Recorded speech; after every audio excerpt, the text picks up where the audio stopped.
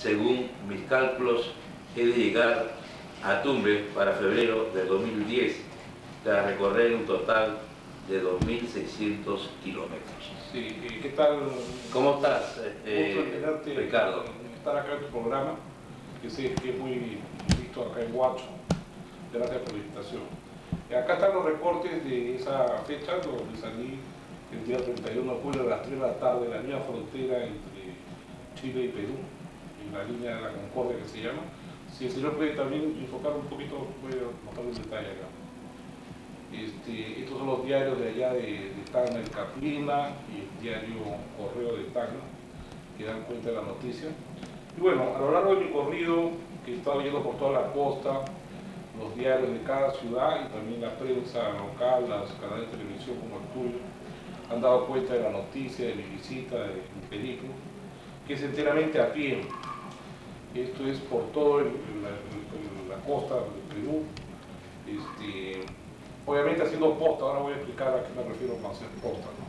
Porque yo no hago ninguna carrera, no es ninguna maratón, sino es una caminata que pretende llegar de Tacna a Tumbes, o sea, cubrir todo el país, unir Tacna con Tumbes, toda la frontera, con un mensaje social muy importante y muy relevante hoy en día, que es el mensaje de que debemos estar unidos como una sociedad integrada, una sociedad fuerte, donde la gente se respete, se apoye, se estime, se considere. Porque los peruanos sabemos que a veces somos nuestros peores enemigos. ¿Verdad? Así es, nuestros mismos hermanos peruanos. Y a eso vamos, eso es lo que yo quiero con mi caminata, enviar un mensaje, porque yo he vivido mucho tiempo fuera en Estados Unidos, y casi un total de 10 años en 2 etapas, y he tenido la oportunidad de reflexionar mucho sobre lo que se necesita acá en Perú. Y una de las cosas que necesitamos ahora, que estamos mejor como país, que la economía felizmente, gracias a Dios, está estable, que hay crecimiento, que hay más turismo, que veo también una actitud más positiva de la gente, es ese ingrediente de unidad, que muchas personas dirán, bueno, eso no importa. Caramba, ¿cómo que no va a importar? Si una familia no está unida, no avanza. Si una ciudad no tiene, digamos, sus prioridades bien puestas, así que la gente no trabaja en equipo, no avanza una empresa, no avanza un conjunto humano, menos un país.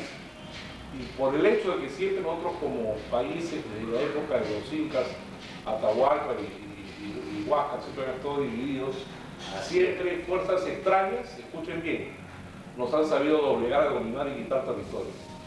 Y yo quiero que ustedes sepan... Y los presidentes de la República también nos traicionaban con los armamentos. Es probable, han habido muchas historias, pues, han habido muchos casos así de negociados, ¿no?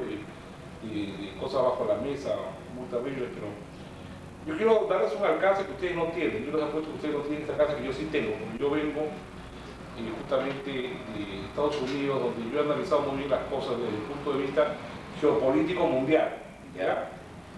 Yo quiero que ustedes, televidentes de Canal 15, tomen atención de lo que les voy a decir, escuchen bien lo que les voy a decir.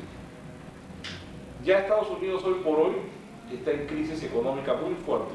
Los gringos ya no tienen plata, es verdad, no tienen dinero para comprar cosas, hay muchos desempleados allá. Esa economía necesita reactivarse.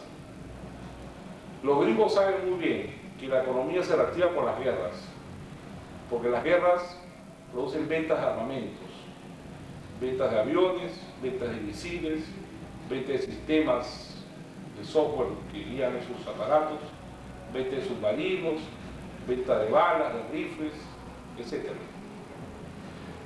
El presidente Obama, del cual tengo yo el mayor de los respetos, ya demostró en Honduras que pese a tener base militar en Honduras, no se va a meter militarmente en la política de otro país, por más pequeño que sea. Honduras es un país chiquito. Si realmente el presidente Obama hubiera tenido, como dice tener públicamente, su idea de respaldar al presidente Zelaya, que fue depuesto, él con una llamada telefónica llama al comandante de la base militar que ellos tienen en Honduras. Así es. Y con una amenaza simplemente, los americanos, nosotros se retiran y dejan el sitio a Zelaya. Pero como no lo ha hecho, está demostrando, escúchenme lo que voy a decir, que un conflicto bélico en Sudamérica el presidente no se va a meter. Es más, su política de repliegue en el Medio Oriente, en Afganistán, en Irak, y yo tengo un hermano en la embajada que trabaja en la embajada de Irak, mi hermano es ciudadano americano y trabaja allá, se están replegando, se están retirando. Quiere decir de que él no va a intervenir en nada, o sea, Que se maten entre ellos. te voy a explicar, es que hay dos fuerzas, te voy a explicar, aquí voy. Muy bien sabe ahorita el gobierno chileno que si ellos terminan en una guerra con nosotros, una guerra bélica, una guerra armada, no vamos a poder nosotros tener la defensa de Estados Unidos a nuestro favor. Que era la carta que nosotros siempre hemos tenido bajo la manga, porque siempre los gringos han sido como los policías del mundo, que si tuviera Bush sería distinto, porque Alan García llama a Bush y dice, oye, me están atacando.